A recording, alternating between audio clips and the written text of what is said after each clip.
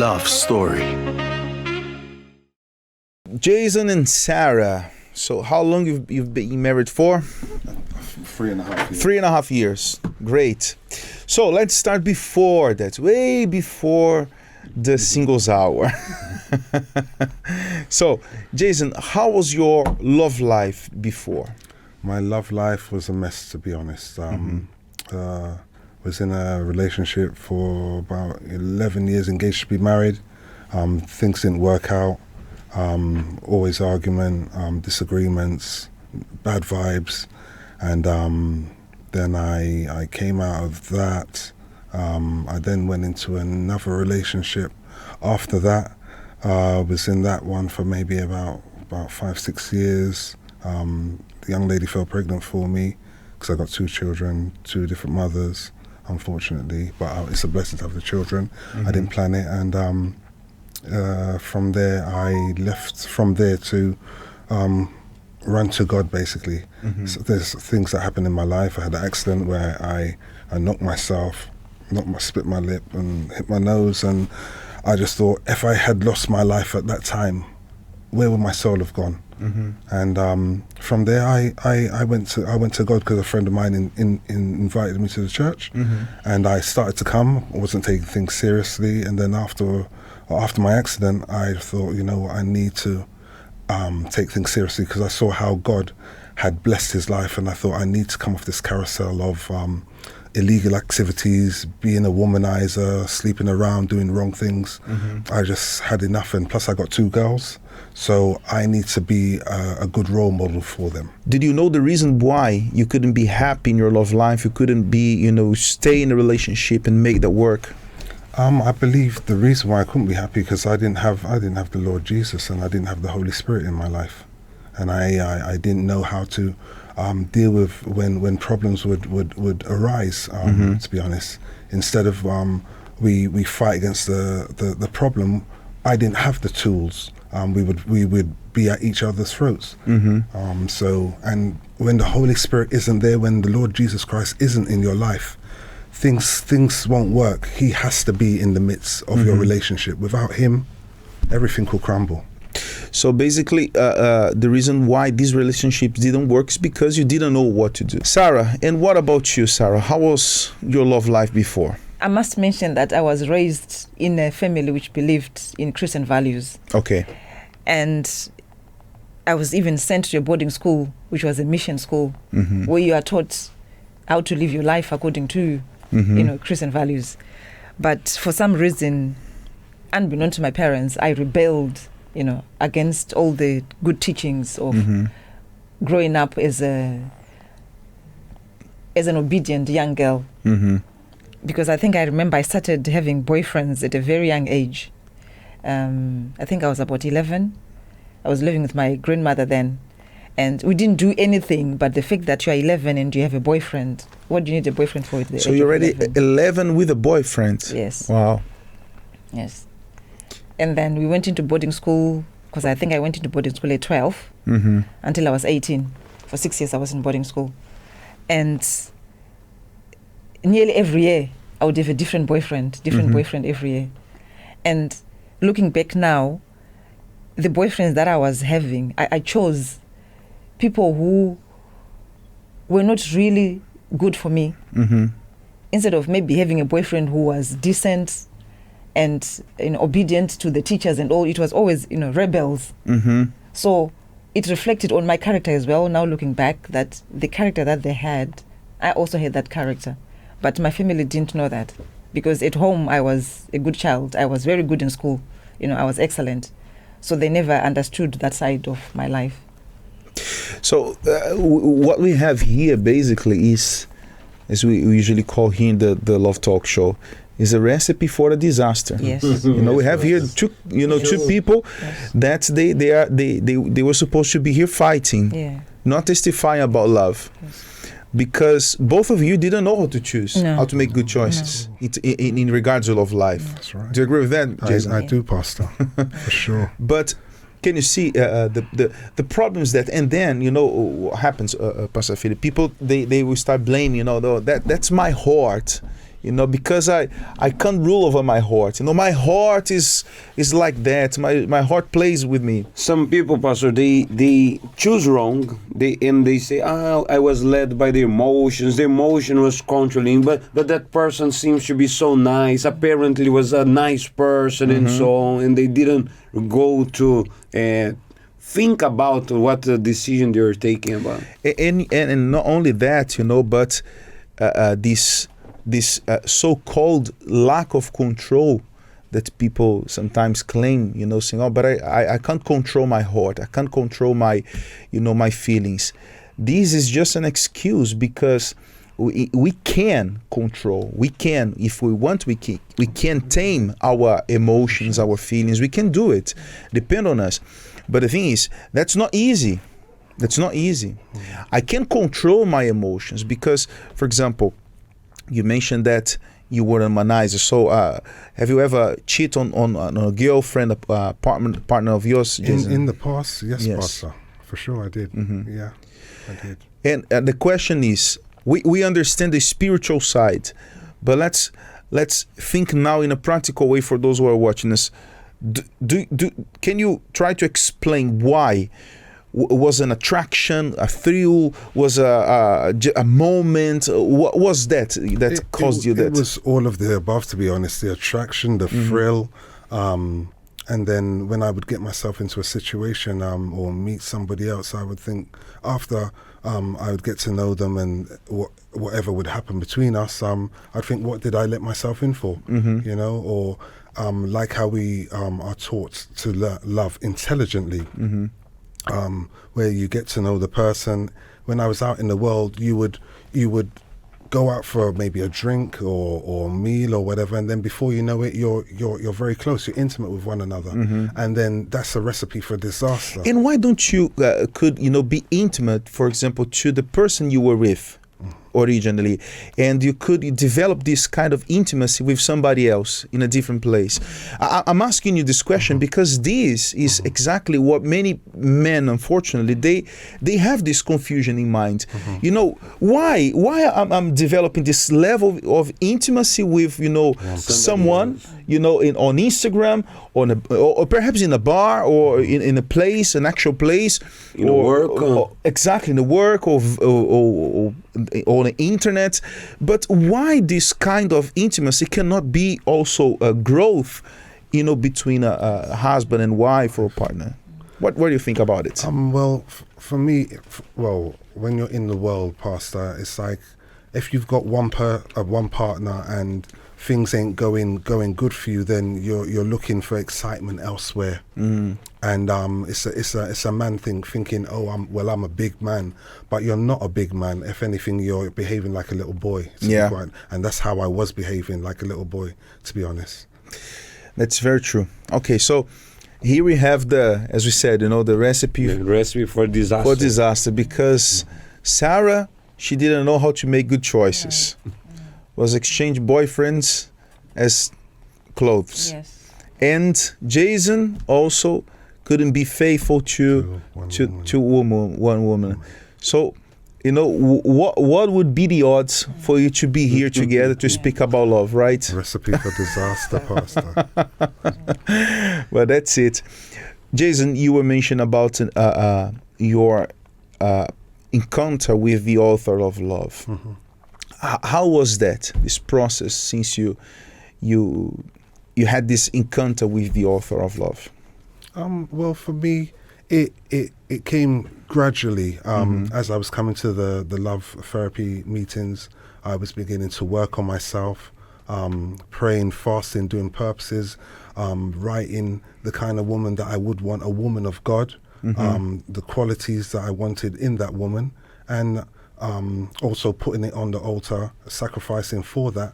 And after a time, those things, it manifested, and sometimes even when I would go out evangelizing by myself, I would say, what, God, I'm seeing people being blessed. What about me? But I know at the same time, this is my faith. I know you are preparing somebody for me. And as I'm like evangelizing by myself, soon I will be evangelizing with somebody by my side. That was your faith. That was my faith. But where you came from, being a humanizer, someone that could be faithful, how was this process for you to fix yourself?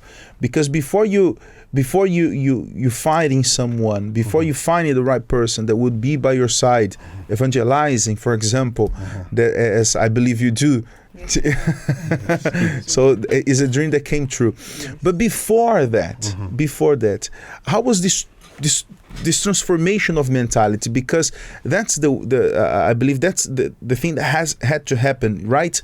To change your mentality. How is that possible? A mentality of a humanizer, someone that could be faithful, to become, a different man. Because before you met Sara, this transformation had to happen first, right? That's right. So how was this transformation? Well, I would ask and pray and do things. Well, ask the Lord to help me with the things that I was struggling with, and I knew that He's a God of love, and I knew that once I have somebody in my life, there's no more messing about, and this is why I took my time to get to know Sara. Okay. But as I said, I had to work on myself first, to get certain things.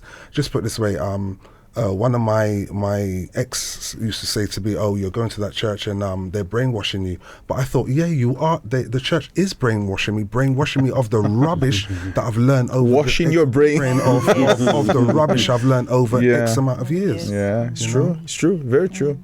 And what about you, Sara? Because especially for a woman, when they go through, jumping, from relationship to relationship, it hurts a lot, right?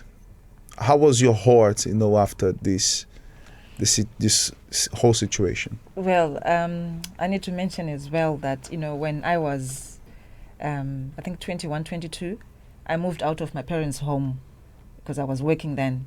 And my dad wasn't happy that I was, moving out. But for me, it was a way for me to get away from the regime of being monitored. Okay. Because, as I said to you, I was raised in a Christian family, and they had certain values that they expected of me. For example, on a Friday evening after work, I didn't want to go back home. I wanted to go out and party and rave. But I knew that my parents would not allow that. So I said, okay, I'll move out. And my friend and I, we, found a place to, move in together. And my dad said, oh, normally we expect somebody to leave home when they are getting married. And I just ignored. I went ahead and I did, that's for me to have freedom to do what I wanted. Can you say you were being warned by your father? Yes. Don't do it. Yes. Don't do it. And I didn't listen. And you didn't listen. What was the result? Yeah. So, as I was saying to you, I didn't value myself because I went on even to date married men. So the first married man that I dated, I remember, I didn't realize he was married. But when I realized, I should have ended the relationship because I'm coming in between a marriage. Yeah. So that was especially you who had these Christian values. Yes. Yeah. So that was the first of many, because even then, when I then got married, the man who I got married to before I married Jason, he left his wife for me. Oh gosh. Yes. So, for everyone, every woman who's listening at this moment, you are happy that time that he has left somebody for you, but think of that other woman. If it was you in that place, how would you feel? Because most likely that woman will be you in the future. That's what I'm saying, because he left his wife for me, but unbeknown to me, he had a big package. He was cheating left, right, and center. I only realized when we were together. Yeah. And how was you inside, after this, many times you've broken your heart. How was you? Yeah. I then realized that I was seeking happiness outside instead of myself being happy from within. And I had to make that decision that, I'm not happy in this relationship that I was in. And I had to be the person to ask for, separation, divorce. Because I realized I wasn't happy. Because even then I was married, thoughts of cheating on him came to me as well. And I realized that is not the way to go. I'm not happy. Why should I stay in the relationship? Let me, move on.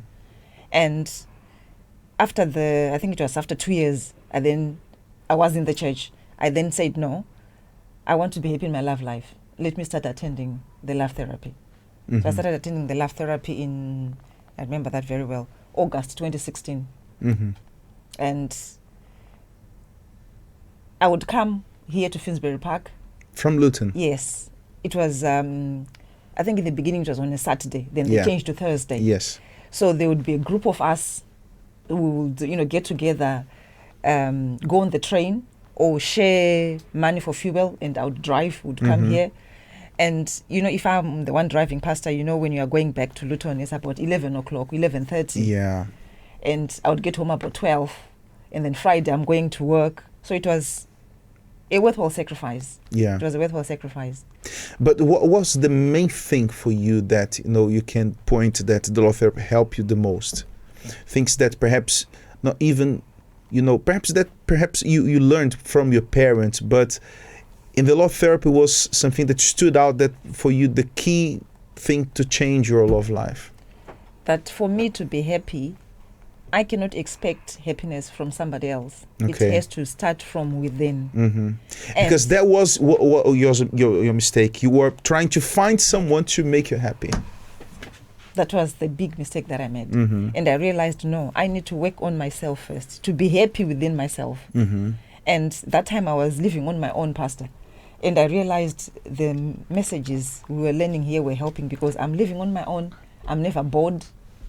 I'm never lonely. I'm always making sure that if I'm at home and I need to do something, I do that thing. I never give myself that idle time to start to thinking negative things. And with time, yes, it didn't happen overnight. With time, I realized, I'm actually happy to be on my own. I'm at home on my own, and I'm okay with that. I'm okay with that. I don't have to be going, oh, hello, how are you? Where are you? Can we meet? No. So finally, you could be happy with yourself. With myself. Exactly.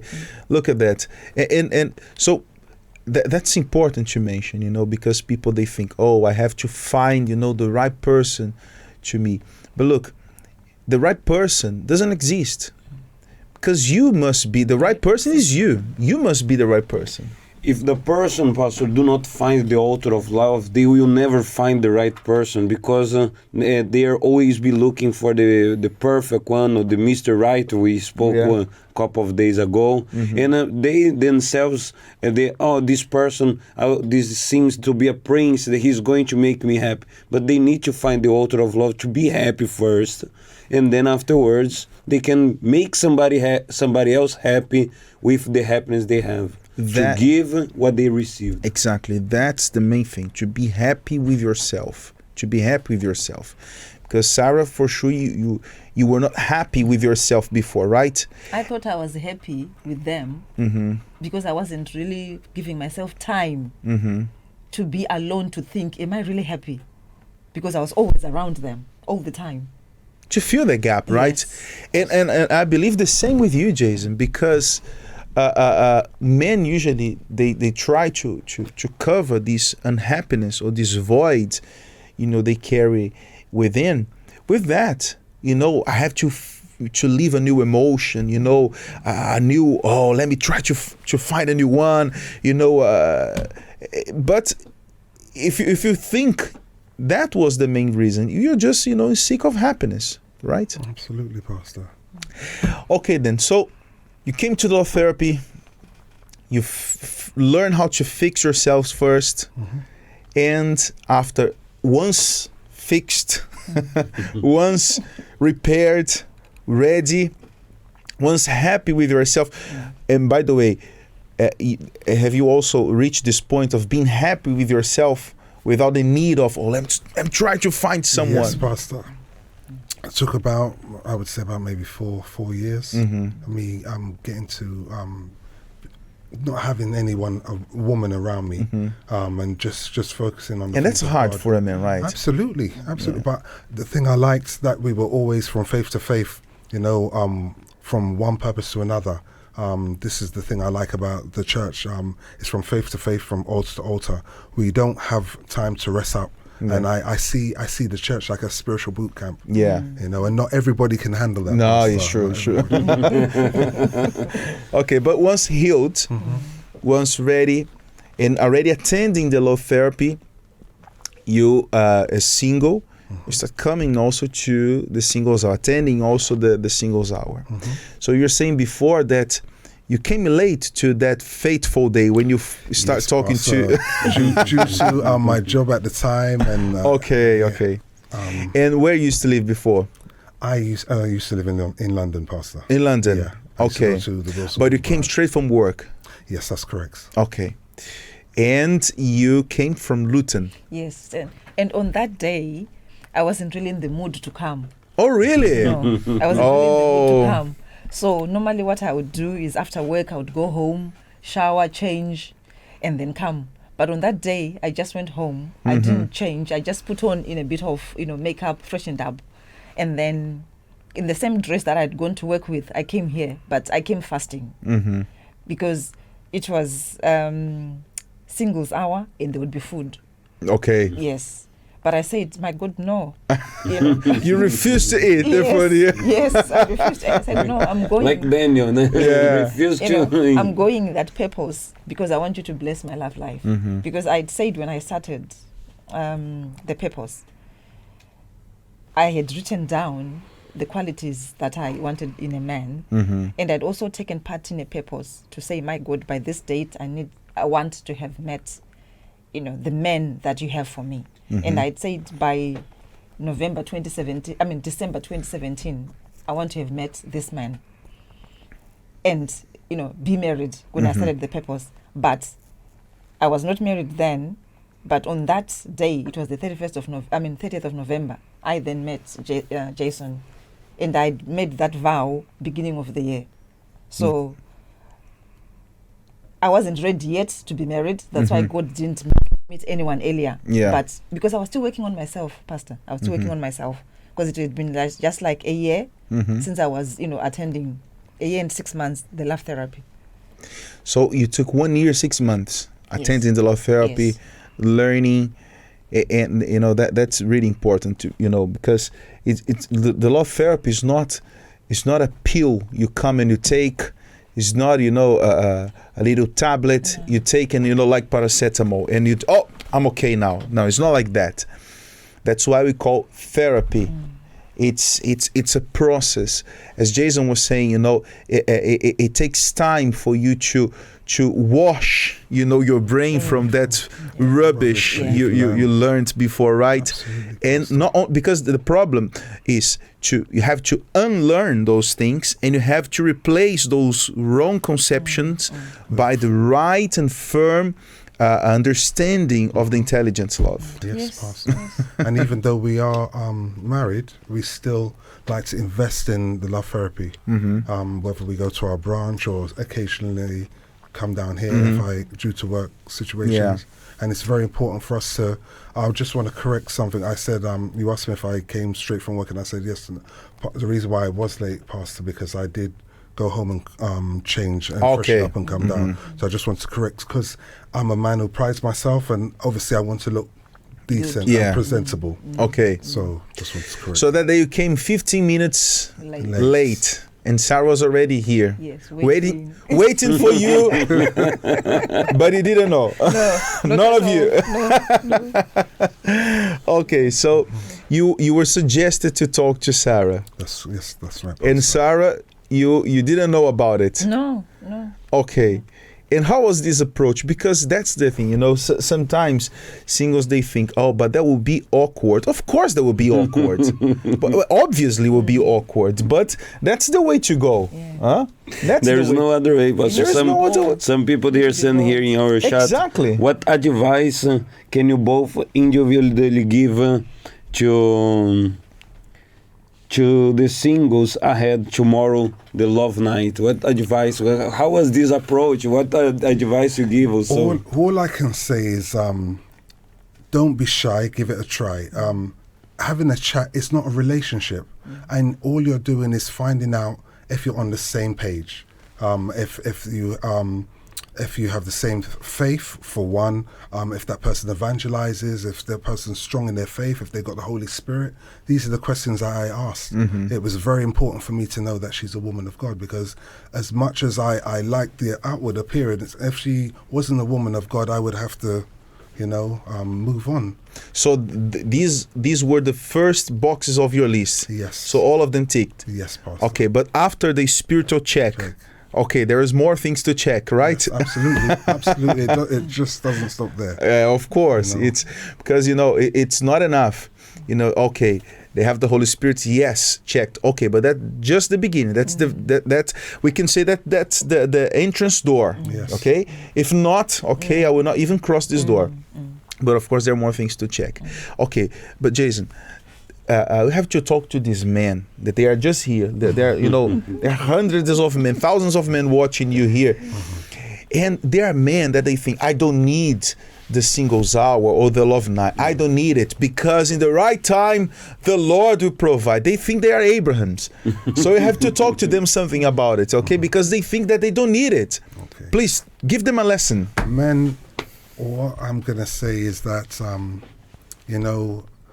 through what we've learned when we're in the world, it's different when you come into the presence of God, and it's all about obedience. Put into practice what you're learning. Don't because I was a shy guy, and if it wasn't for Assistant Shad, I don't know what I would have done. But just come, don't be shy. Speak to a person, get to know them, and go from there. And just also put the Lord first. Pray before you go to speak to that person. Ask God to direct your footsteps, because without Him, we can do nothing. Shy but courageous. Okay, so that's the key. Perhaps you think I'm brave. Okay, but you're brave, but you don't come.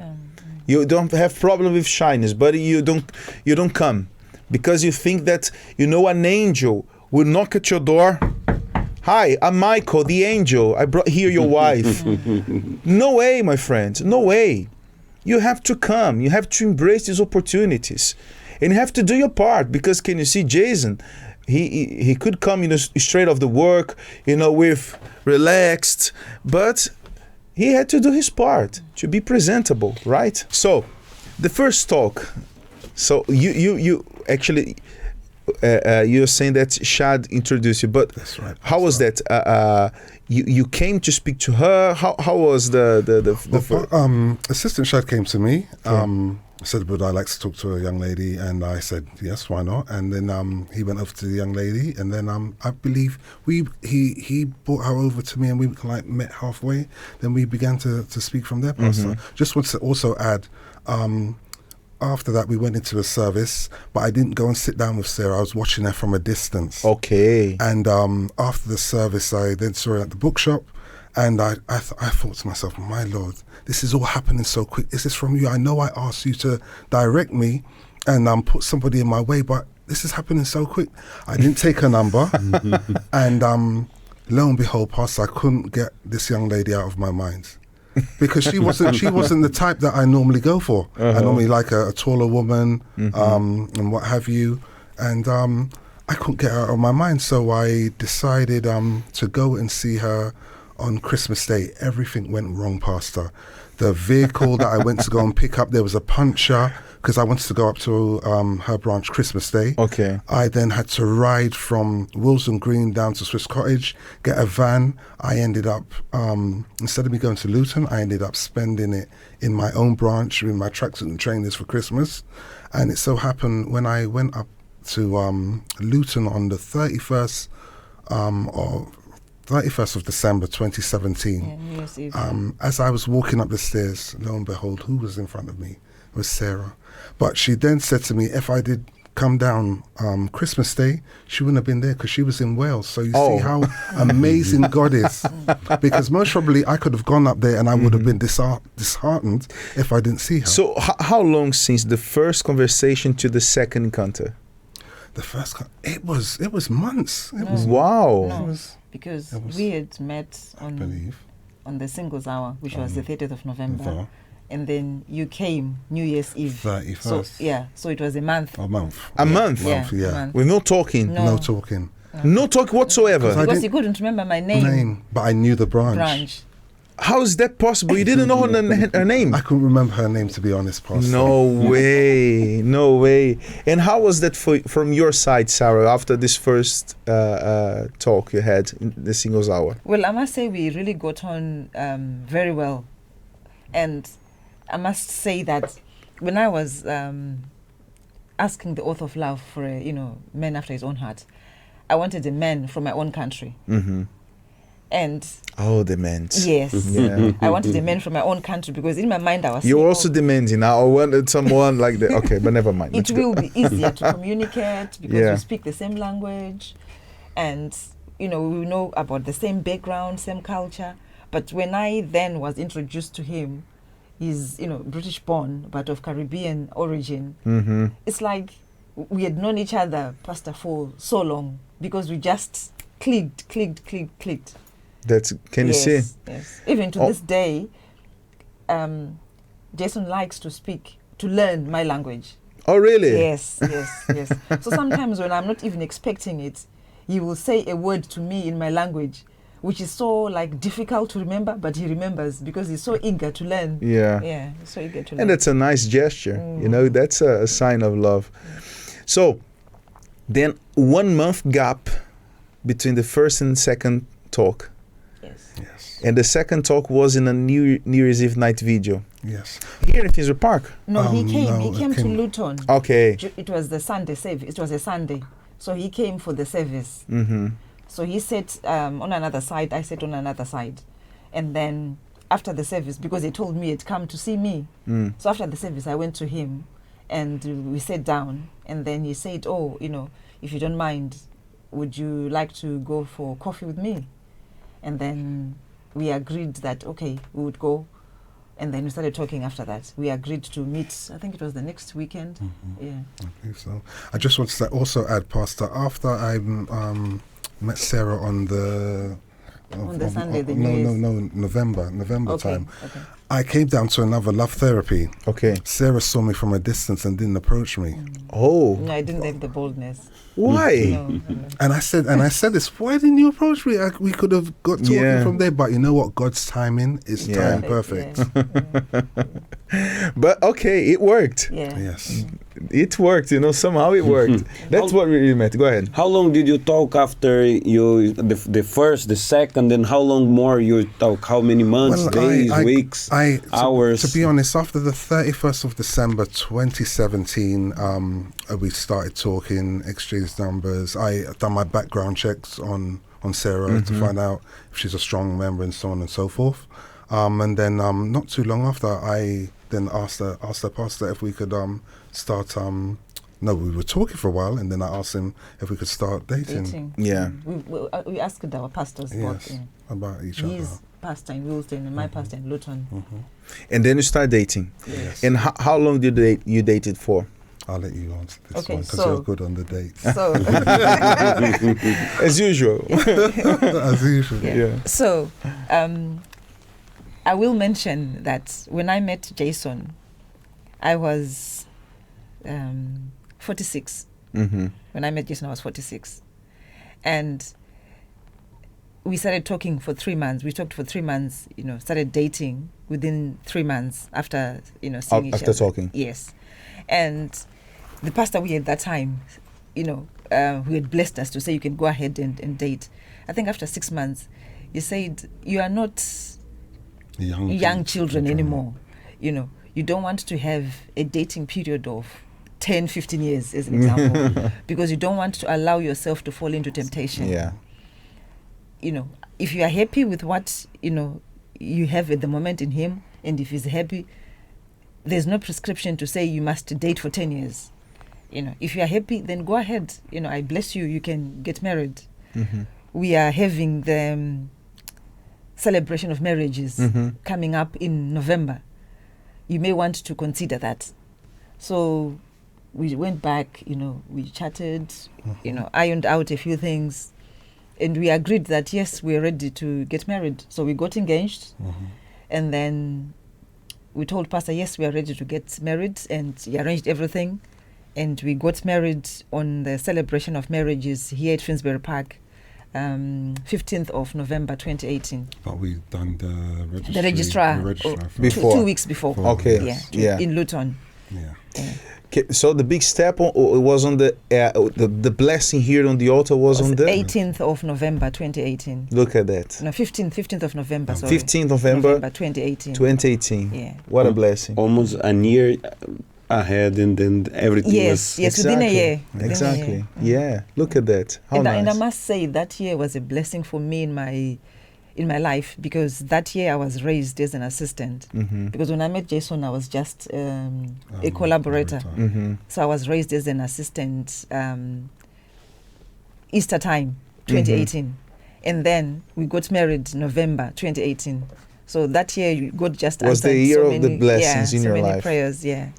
And how is the new life now? Because marriage is a new life, right? It's a journey, Pastor. It's a journey. Us learning each other, our likes and dislikes and stuff like that. And I'm learning what Sarah, my wife, likes and what she doesn't like, and vice versa. You know, and we're just growing. Of course, there are the challenges of different cultures and different ways of doing things. Absolutely. And how do you get along when this clashes happens? Go ahead, Sara. And then I'll come in. Okay. For me, what I see as a big blessing, Pastor, is when you have different cultures, it may reflect on the type of food that both of you like. Yeah. But in our situation, Jason is not fussy at all about food. Okay. His mom used to cook for him, their Caribbean food. The only thing that I know how to cook from Caribbean food is the plantain, because you just, steam it. Everything else, when we want that, we go to Mom's. She cooks for us. Whatever I cook, Jason is okay. He eats that. If he wants something different from the normal, you just say, can we have this tonight? And we will make that. It's a blessing, because he's not fussy when it comes to food, because I know in some relationships that is a big issue. Yeah. That is a big issue. But you know what is the secret? The secret is not making a big deal of these little things. Because there are things that you cannot get along. For example, I imagine that all of us here, we have already had sushi before. And none of us, we came from Asia. None of us. So you can see, we can do it. We can do it. It's only a matter of willingness. Yes, Pastor. And it's just like the altar of love that makes this couple to work together. No? Exactly. And it's blessing then for them to understand each other, to be able to learn, like Jason said, to be able to learn with each other, Pastor, because not always they are ready to learn. Yeah, so there is no such a thing, that won't work because we are from different countries, different cultures. Of course, these things, they will take a toll eventually. But even if you are, even if you are neighbors, and you grew up together, sharing the same school, the same everything, there will be a problem if you both are not willing to do the right thing. So we have here a couple, from different countries, different backgrounds, but all these differences, because surely the difference is not only about food. There are many other things that they are different. Yes. But when we want to make things to work, that's it. Yes. There will be adaptation. It can happen, a little bit of friction, but eventually, that will be how can I say? That will be resolved. Exactly. So that's it. You stay in the faith. You have a wonderful night. See you tomorrow. Bye-bye. The Love Talk Show on Liberty Radio.